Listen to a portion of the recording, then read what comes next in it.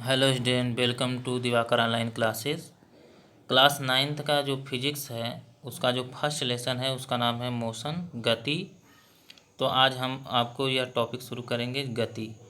गति क्या होती है, गति की अवस्था क्या होती है और गति का वर्णन कैसे करते हैं, यह हम आपको बताएंगे। तो देखिए, गति क्या होती है। जैसे हम अपने दैनिक जीवन में जितनी भी वस्तुएं होती हैं, पिंड होते हैं, सब देखते रहते हैं। उनमें से कुछ जो होती हैं चलती फिरती नहीं है, रुकी रहती हैं। जैसे उसमें है आपका प्लांट, पत्थर, घर, स्कूल, ये सब चीज़ें क्या हैं, विराम अवस्था में है। और कुछ चीज़ें आप देखते होंगे, जैसे खेल का मैदान में हम लोग खेलते हैं, उनकी गति। तो खेल खेलते हैं, उसमें दौड़ते हैं, सड़क पर जो गति कर रहे हैं वाहन, उसकी गति और परमाणु की गति, सूर्य की गति, रेलगाड़ी की गति, ये सब चीज़ें आपको इसमें पढ़ना है।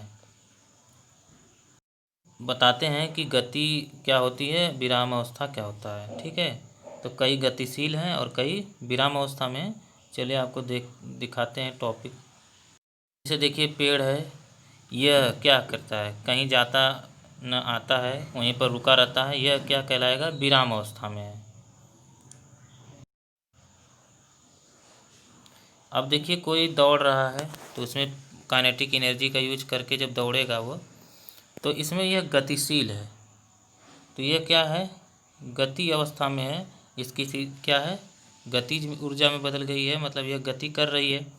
तो देखिए, जब किसी वस्तु की स्थिति किसी स्थिर बिंदु के सापेक्ष समय के साथ परिवर्तित होता है, तो ऐसी वस्तु को हम गति की अवस्था में कहते हैं। जैसे अब ये लड़की है या दौड़ रही है, तो यह मतलब अर्थ नीचे जो है वह स्थिर है और उसके सापेक्ष ये क्या कर रही है, दौड़ रही है। तो इसका मतलब इसकी अवस्था क्या है, गति है। हम लोग बैठे हैं, ये दौड़ रही है, तो इसका मतलब हमारे सापेक्ष ये क्या कर रही है, गति की अवस्था में है। अब इसमें देख लीजिए, गति कहाँ पर ज़्यादा होगी, कहाँ पर कम होगी, यह किस पर डिपेंड करता है कि आपकी पोटेंशियल कितनी है। तो कहीं पर जाकर के स्थिर हो जाएगा और कहीं पर जाकर स्पीड इसकी बढ़ जाएगी। तो गति क्या होती है, अलग अलग हो सकती है, जो समय के साथ क्या होता है, परिवर्तित होती है। इसे ही क्या बोलेंगे, गति बोलेंगे। और किसी बिंदु के सापेक्ष, मतलब ये जो पर्वत है या जो भी है, टीला है, इसके ऊपर अगर साइकिल चढ़ रही है, तो इसका मतलब जो टीला है यह क्या है, स्थिर है, विराम अवस्था में है। तो यह हमारा क्या हो गया, बिंदु है, स्थिर बिंदु है। और इसके ऊपर जो साइकिल चला रहा है वह क्या है, गति अवस्था में है। तो इसके स्थिति में परिवर्तन हो गया, यहाँ से शुरू किया, वहाँ पहुँचा, यहाँ पहुँच गया। तो इसमें स्थिति में परिवर्तन हो गया, मतलब यह गति कर रहा है, लेकिन यह क्या है, विराम अवस्था में है। इसमें भी देख सकते हैं कि गति कैसे कैसे बदलती है।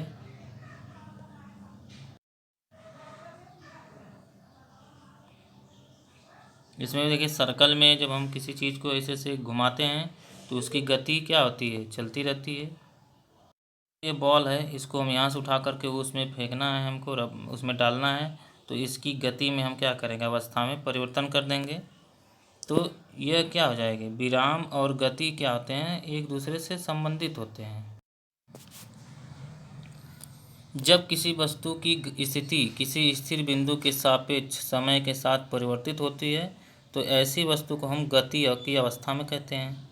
दूसरा पॉइंट ये हो जाता है कि जब किसी वस्तु की स्थिति किसी स्थिर बिंदु के सापेक्ष समय के साथ परिवर्तित नहीं होती है, तो ऐसी वस्तु को हम विरामावस्था में कहते हैं। देखिए, विराम और गति जो होते हैं यह सापेक्षिक शब्द होते हैं, मतलब ये एक दूसरे से जुड़े रहते हैं।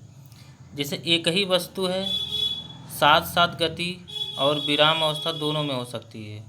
कहने का मतलब, एक ही वस्तु है जिसे हम देख रहे हैं कि वो गति कर रही है, लेकिन हो सकता है कि वह किसी के सापेक्ष क्या कर रही है, स्थिर हो।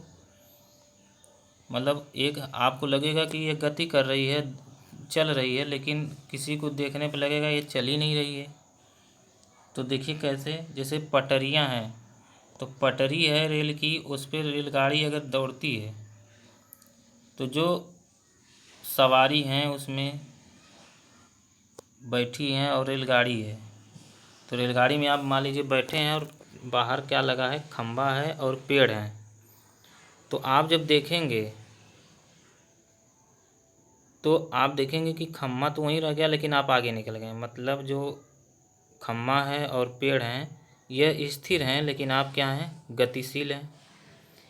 लेकिन अगर आप अपने आप को देखेंगे कि हम गति कर रहे हैं कि नहीं, एक तरह तो आप गति कर रहे हैं, किसके सापेक्ष हैं कि मतलब पेड़ पौधे और खम्भों से आप लग रहा है कि आप आगे निकल गए। लेकिन अगर रेलगाड़ी में बैठे हैं तो रेलगाड़ी में जब आप बैठे हैं तो रेलगाड़ी के सापेक्ष तो आप विरामावस्था में हैं, क्योंकि आप गति नहीं कर रहे हैं बल्कि रेलगाड़ी चल रही है, आप तो वहीं बैठे हैं। दूसरा देख लीजिए गति का वर्णन कैसे करते हैं। जैसे ब्रह्मांड में ऐसी कोई वस्तु नहीं होती है कि जो किसी अन्य वस्तु के सापेक्ष गतिशील न हो। अब इसको समझने के लिए कैसे, मतलब ब्रह्मांड में कोई ऐसा चीज़ नहीं है। आप कहेंगे घर तो ऐसा ही कि पड़ा है, पत्थर पड़ा है, पर्वत पड़ा है, नदियाँ पड़ी हैं, समुद्र पड़ा है, सब क्या है, पानी तो वहीं रुका है, लेकिन वो सब अपने में गति भले करते हो लेकिन कहीं जाते तो नहीं ना है।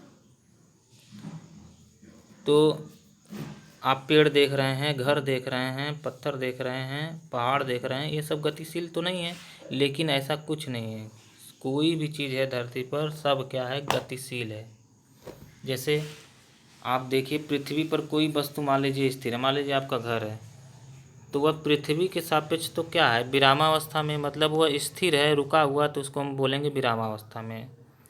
लेकिन अगर अंतरिक्ष में चले जाएंगे तो अंतरिक्ष पर से जब देखेंगे तो वही वस्तु आपकी क्या होगी, गति करती हुई दिख जाएगी कि घर घूम रहा है, आपका पेड़ पौधे घूम रहे हैं, धरती पूरी घूम रही है।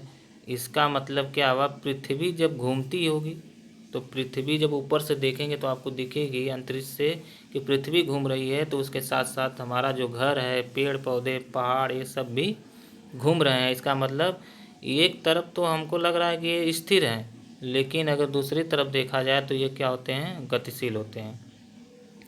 तो इसको हम डिफाइन कैसे करते हैं, एक ही वस्तु एक ही समय में गति और विराम की अवस्था में हो सकती है, और यही क्या कहलाता है, गति की सापेक्षता कहलाता है।